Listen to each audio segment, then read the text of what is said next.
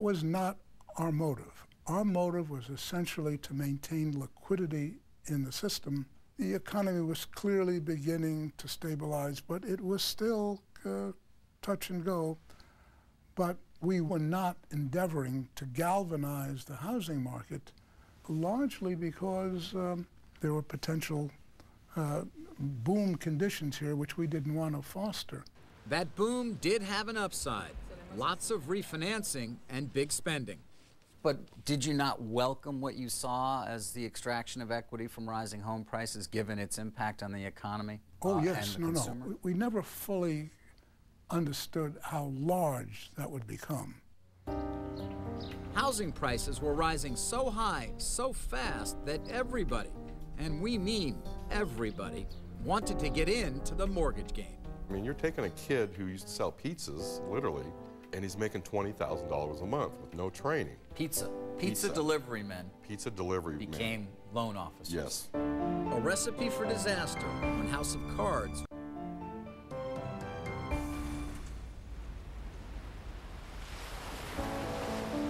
If owning a house is part of the American dream, there was no dreamier time than the blissful days of the nation's real estate boom. Home values were rising, and homeowners everywhere were tapping into their biggest asset, the equity growing inside their four walls. For millions of people like Ernesto and Trina Contreras, the decision to refinance was a no-brainer. We refied and we took a little money out to build our swimming pool, you know, because I have 3 boys and I got to keep them happy. I want to pull some money out so I can have that pool. You know, if we're going to stay, let's go for the whole thing. Let's have everything. Let's have it all. I mean, we're here. Let's do this thing for our family. The Contreras family and millions of others fell into the deep end of what would become a $1 trillion market for subprime loans. Easy money they couldn't pass up. Well, stop everything and listen to this. Refinance now and get the cash you need in as little as 5 days. One of the more aggressive peddlers of subprime loans was the company Quick Loan Funding. It was like watching Disneyland on TV. They used to get people excited. I can solve my problems. Yes, you can solve your problems. You can lower your house payment. If you're watching this and you're thinking, that's me. And I don't have to worry about my credit score. I don't have to worry about being late on my mortgage.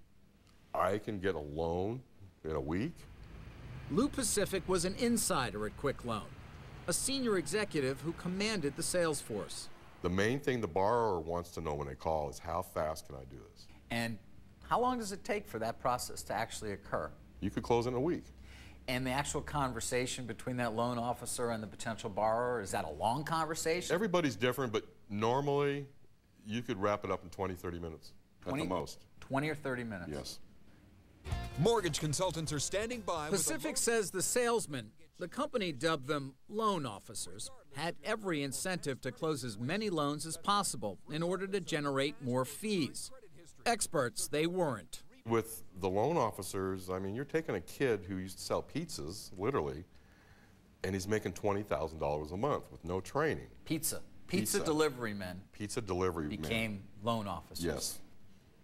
Car salesman, pizza delivery man, kids who worked in electronic stores. They're helping people deal with the largest investment of their lifetime. And the training that was required for them to be in that role?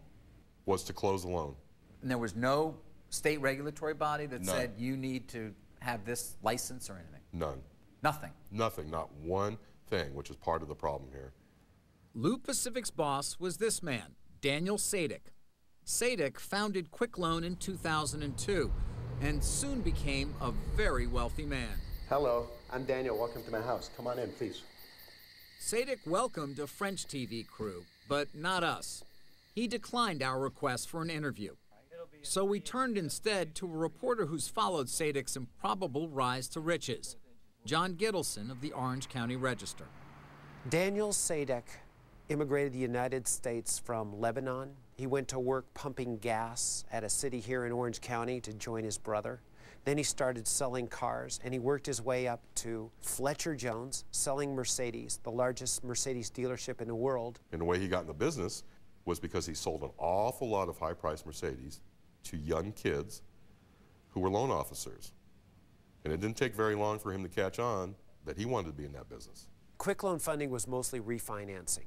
And they would have these late night commercials that would say, if you're in financial trouble, we can help. They said, don't wait, we won't let you. You can't wait, and we won't let you. Quick loan funding. With no shortage of eager borrowers, the subprime business was booming. We refinanced once we heard that this loan was available. Erica Medina and her husband Frank refinanced their Paris, California home after he returned from a tour of duty in Afghanistan and Iraq. We knew that it would benefit you to be able to save money and pay less a month, and that's why we did it. We refinanced to have that money to be able to do the backyard, you know, put cement and furnish the backyard, and we also used it to pay off major credit cards. We decided to take some of the equity out to start doing new things to the house. We put in a pool. Kelly and Mark Gifford of Riverside, California, had already refinanced their home once. But with prices up, why not do it again? We had it painted inside. It was new carpet, new tile, new bathroom fixtures, new doors, new windows, and our last thing was to re-gut the kitchen. So if you need cash and you need it fast, homes had turned into ATM machines, and the economy flourished. In 2004, homeowners withdrew an estimated $900 billion by refinancing and spent it on whatever they could buy.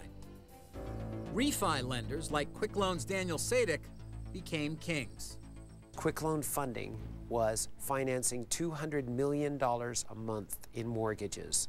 This guy, Daniel Sadek, had a third-grade education. He'd never gotten an MBA. He was running a company that at its peak had 700 employees and was getting financing through Bear Stearns, through Citigroup, through Wells Fargo, who all gave him lines of credit and securitized his loans so he could lend you money. He was averaging at the peak $5 million a month in his pocket. In his pocket. He liked his Vegas trips. He liked his private jet. He liked his cars. Sadek threw some of his cars and some of his millions into his very own Hollywood movie, Redline. It starred his girlfriend, a soap opera actress, and carried the tagline, hot cars and hotter women. He had a very rare Ferrari Enzo, which he used in the movie Redline, and the actor who starred in the movie crashed it during sort of a promotional event for the movie. If you gonna wreck something, make sure it costs $1 million plus. I don't think he really totaled it, but he did a lot of damage. It's more than $1 million car. Luckily, the engine is in the back, so that's a positive. The cars were a smash, even if the movie wasn't. Daniel Sadek could afford it. Fees were rolling in from every loan he sold to Wall Street. Blue Pacific says Sadek bragged that he never made a loan that Wall Street wouldn't buy. Did Wall Street ever raise its hand with Sadek, for instance, and say, Daniel, we're not interested in this stuff? No. No. No. He had a track record, he had volume, that's all they cared about. It was a pretty shocking claim that Wall Street would knowingly create a market for the worst kind of mortgages. So we asked veteran banker Michael Francis if it was true. We talked to originators who basically said during this period, I never made a mortgage that Wall Street didn't want to buy. Fair statement? Yes, but not everyone. They would almost always find a home somewhere on Wall Street. Fair to say? I would say absolutely, yes. They were always going to find some place to sell that loan. Bankers had become intoxicated by the sheer volume of mortgages they could buy up, repackage, and sell, no matter how toxic the loans.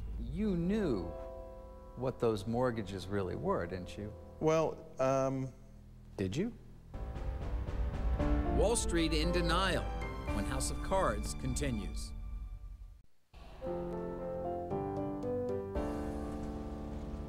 This economy is strong and growing stronger.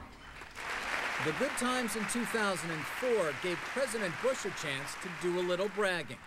New home construction, the highest in almost 20 years. Home ownership rates, the highest ever. Just 1 month later, Federal Reserve Chairman Alan Greenspan encouraged the mortgage industry to come up with